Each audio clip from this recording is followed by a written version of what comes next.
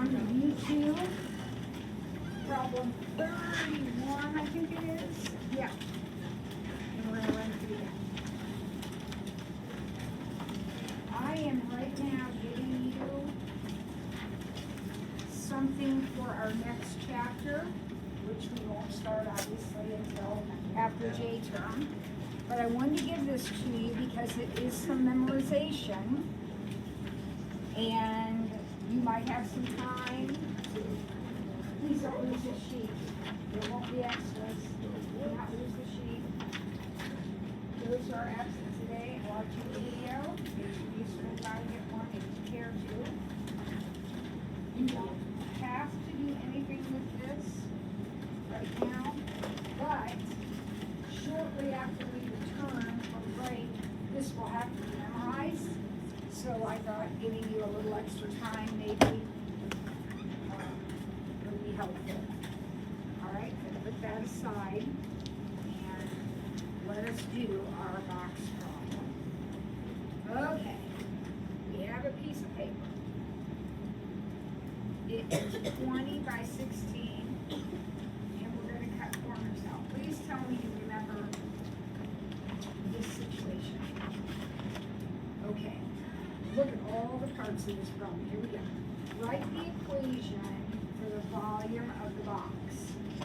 All right? Volume, we know the volume of a box is length times width times height, right? Keep in mind, we cut the corners, we cut part of the paper off. So, how long is my box going to be? It's not going to be 20. How long is it going to be?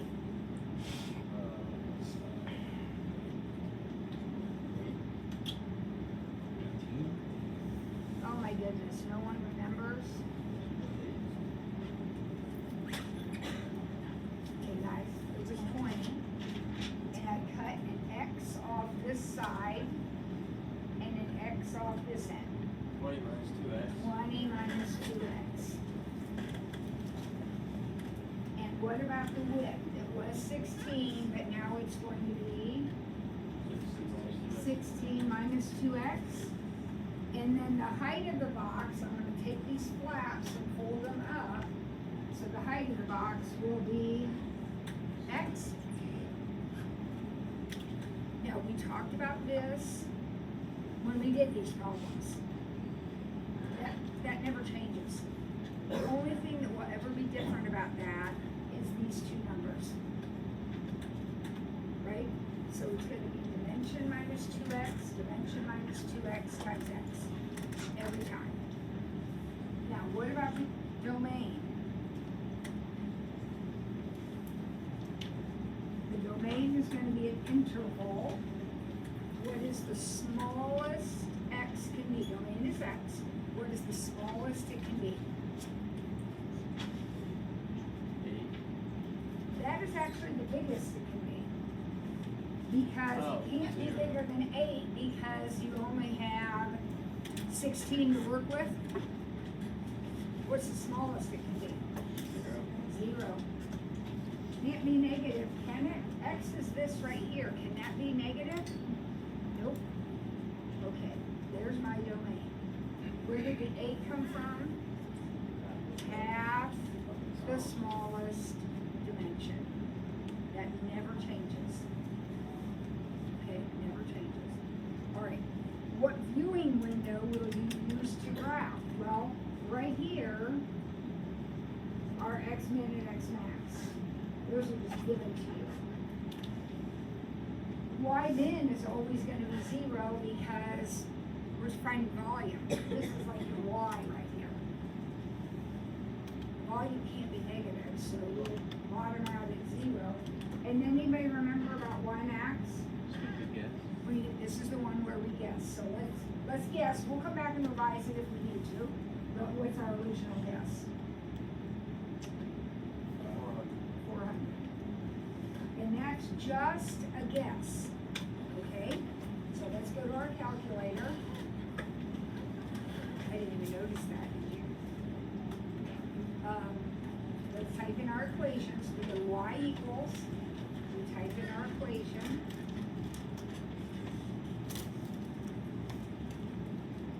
Everybody should be typing. Again, everybody should be typing. And we'll adjust our window. This is our window.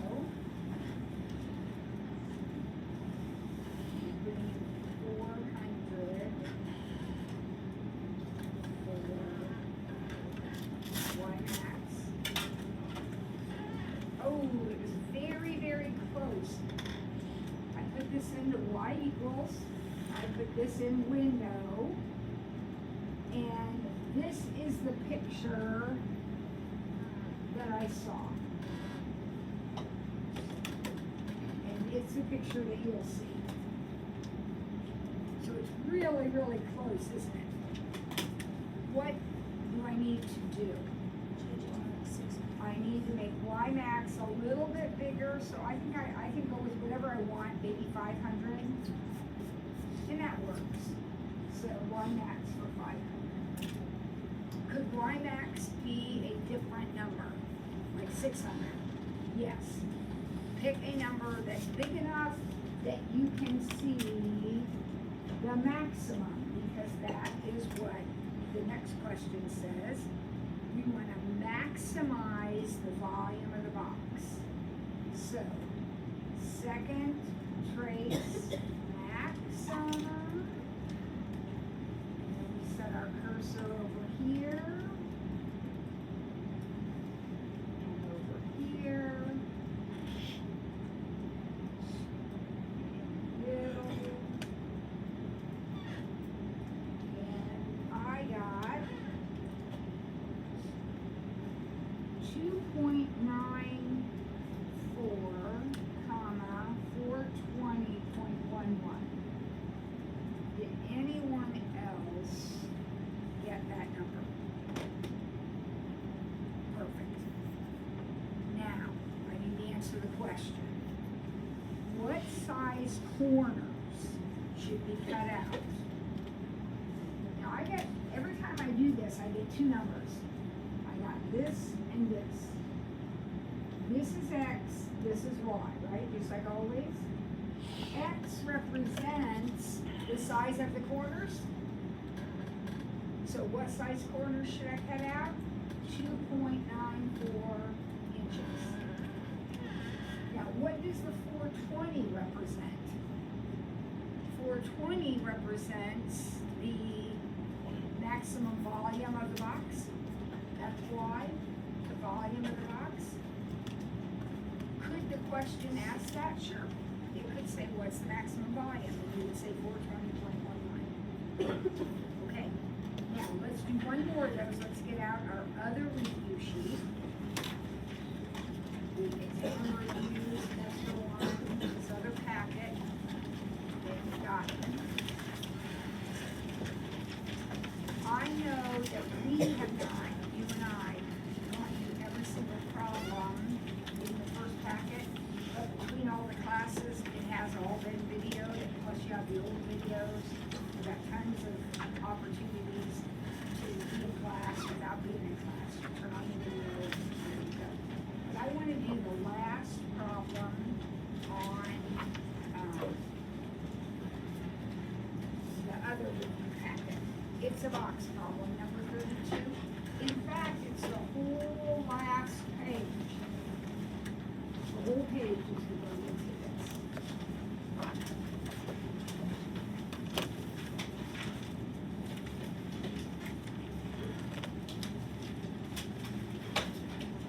All right, so what have we got? The figures below, we have another piece of paper. This time it is 15 by 11.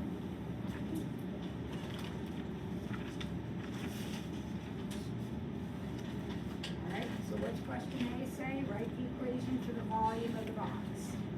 So the volume of the box is going to be what? 15 minus 2x. 11 minus 2x times x. Easy peasy. Second question says, what's the domain? What is the minimum and maximum that X can be? The smallest and the biggest X can be. 0, 5.5. Always 0 is the minimum, always half the smallest dimension is the maximum. Graph it in an appropriate viewing window and label the window. So, in other words, we need X-min. X-min and max are already figured out. You got those. Those are already done. What are you going to do with Y-min and Y-max? Y-min is 0. And what are you going to use for Y-max? What? What's the number? The average. What do you want to use? 500. 500. Alright, let's give it a shot. This always happens. Make sure you type in the new equation. When you turn on your calculator, the old equation's going to be there. If you just hit graph, you're going to get the answer to yesterday's equation. Right? You got to type in the new equation. So everybody should be doing this right now. Even those of you that are just sitting there watching.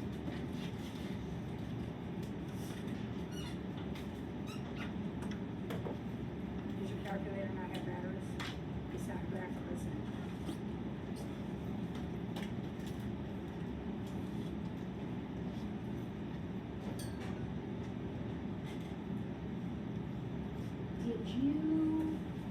Did you see what you needed to see?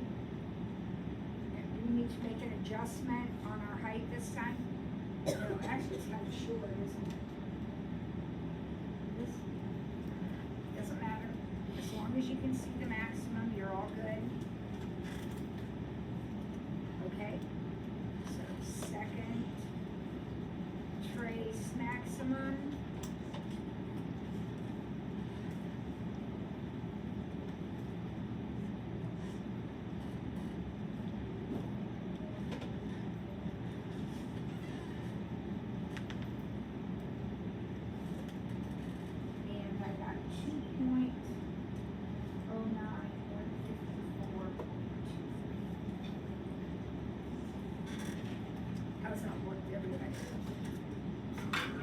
Okay, so what is the question D? Find to the nearest hundred the size of the notch which maximizes the volume of the box. So this is the notch. So what are you going to write in the answer blank? 2.09 inches. If the test you get says, same problem, everything's the same, but it says, what is the maximum volume of the box? Then you would say 0.54 cubic inches. Is the final gonna be like the last test where we have a calculator part? And not- Yes, yes. Two distinct pieces, and the no calculator part, the part that you start with, which you actually will have a baby calculator for, is multiple choice. And then you'll get the colored part, which you'll use your own calculator for, and it will be free response. Okay? If you don't have a graph or don't want to show up, you're not gonna pass. Okay, all right, so I wanted to make sure we did a couple of those, because that's really the only thing I haven't gotten on video. So, since we have this paper out, we have a couple more minutes. Look through, these are the exact same problems that were on the other sheet. So, which one, you see one that we need to, touch base on. You will have your two growth formulas, your PERT and the other one. 26. We're on review 2, or review 1, I mean, review 1. The one we just did the problem on. And we're doing problem 26. which is simplifying a couple of complex numbers. What am I gonna do? I'm gonna FOIL. So 12 plus 6i minus 4i minus 2i squared. Just first, outside, inside, last. Like you've done a million times. And then you have to simplify it or clean it up.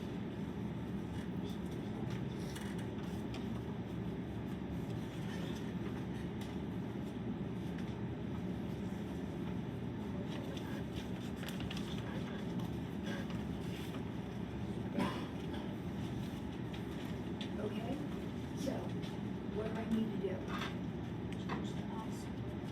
I squared is -1. So this actually becomes +2. These guys are like terms, so they can be added. So we have our 12, a 2i, and a 2. So 14 plus 2i is our answer. All right, anybody see anything else on the sheet? 29. 29. What's our general setup, Sam, for a problem like 29?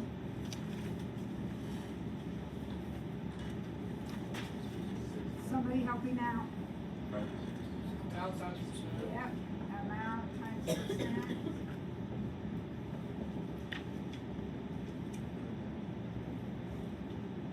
Alright, so I always like to fill in my percentages first. So I got 15%. I've got 20%. And I'm ending up with 16%.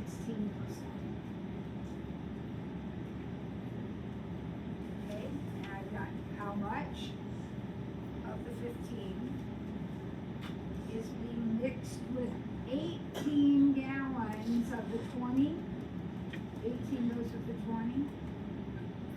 And then I'm left, as I always am, with this one empty parentheses. What am I gonna put in there? 18 plus x, or x plus 18, and add those in their order. If it's in the middle, it's 18 or whatever it 18 is. minus x, yeah.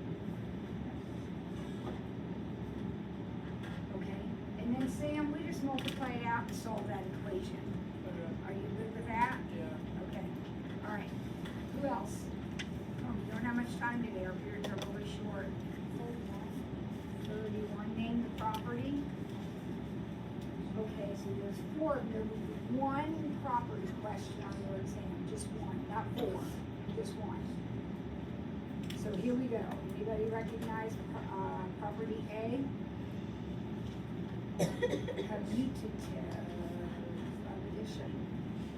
Why is it commutative? Because the order changed. B, that's an easy one. Everybody should get B. What's B? Distributive. What's C? Additive identity. Very good, Kyle. Additive identity. That's the identity. And the last one? Associative addition. Associative. All that's changed in problem D is the grouping, and that is an associative thing. Again, there's 1 property question on the exam. That's all, just 1. If you want to practice more, back in chapter P in Canvas, there is a property practice worksheet back there. Do that. All right, what else? Anything else you see on here as you read through here? Tomorrow at this time, you're going to be doing this, right? So what? The 130? You need 24. Well, somebody said 30, and then I'll do whatever that. Say something else. So 30, we gotta simplify our exponents.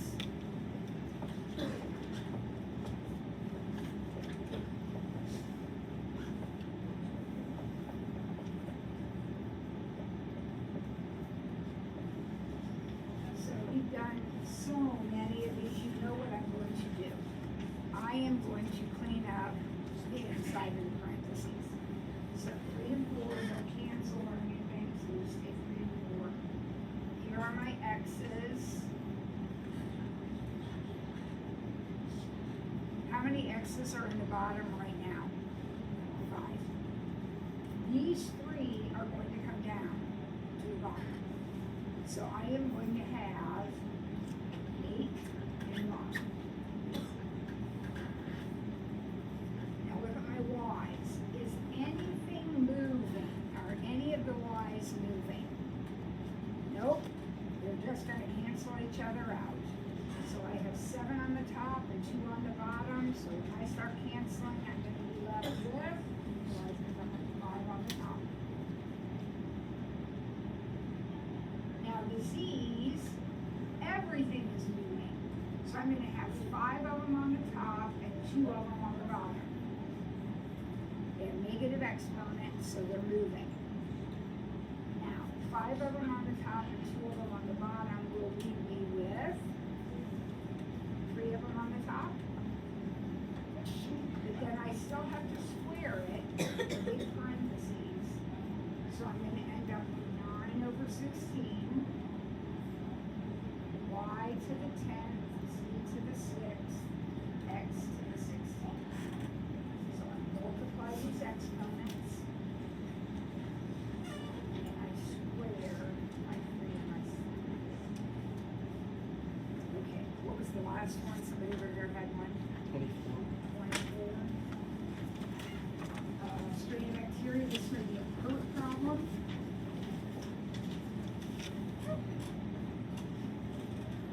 386 becomes 1025, so I start with 386 into 1025 in 3.8 hours. So T is 3.8 and R is what I don't know.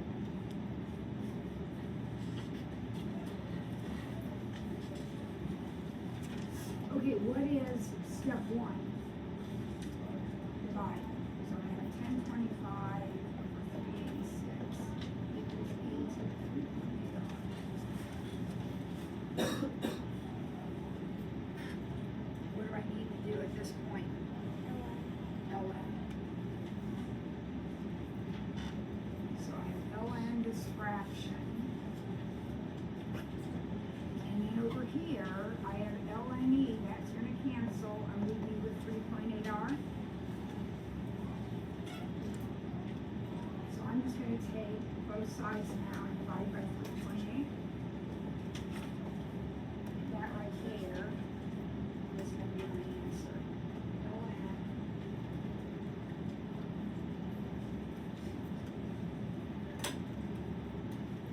I got 0.257. Anybody else get that?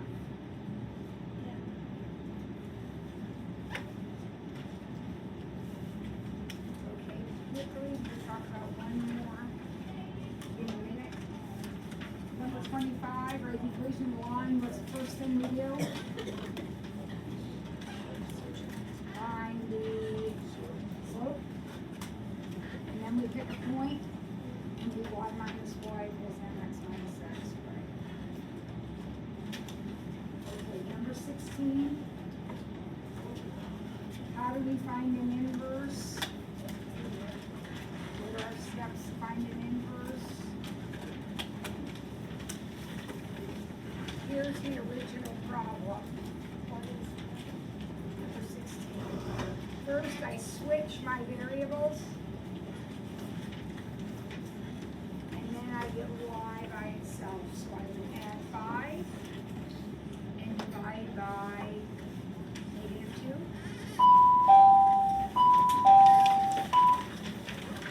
Alright, I'll see you in the morning. I don't know how late my thing's gonna last. If you get here early, I might be able to. Yeah, but she never showed up. Where she was or what she's doing, never came to claim it.